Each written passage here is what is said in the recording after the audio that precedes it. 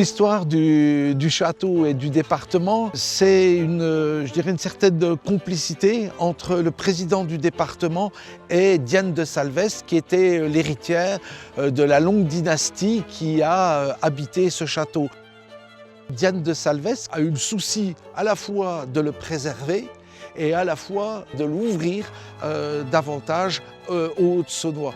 Et donc pour ça, elle a engagé une donation au conseil départemental de la Haute-Saône, et c'est ainsi que l'histoire du département et du château a débuté.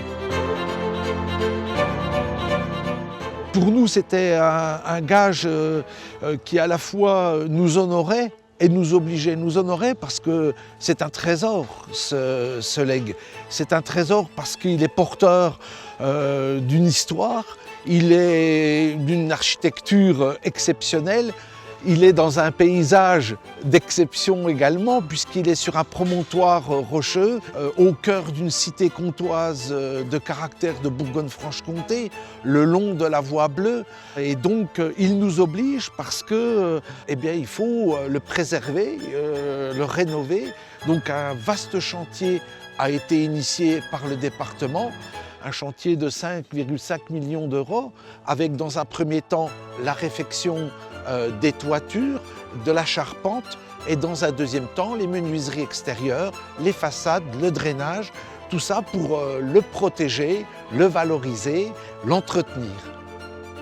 Donc relever ce défi, c'est l'affaire à la fois des institutions, l'État, la région, bien évidemment le département, mais ce qu'on propose aussi, que ce soit l'affaire des Hautes-Saunois et au-delà des Hautes-Saunois, de tous les amoureux de ce patrimoine exceptionnel, à travers une donation, une campagne de dons qui est initiée par la Fondation du patrimoine.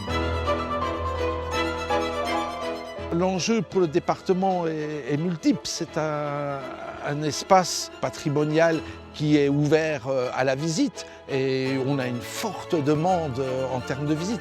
En 2019, de mémoire, plus de 6000 personnes sont venues visiter le château. Ce château est situé au cœur de la destination Vesoul-Val-de-Saône, qui est structuré par la véloroute, la Voie bleue, qui rejoint Luxembourg à Lyon et qui traverse notre département sur 140 km.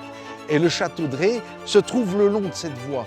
Donc les cyclotouristes qui sont de plus en plus nombreux, qu'ils viennent d'Europe du Nord, qu'ils viennent de Grand Est, vont s'arrêter pour découvrir ce joyau de la Haute-Saône.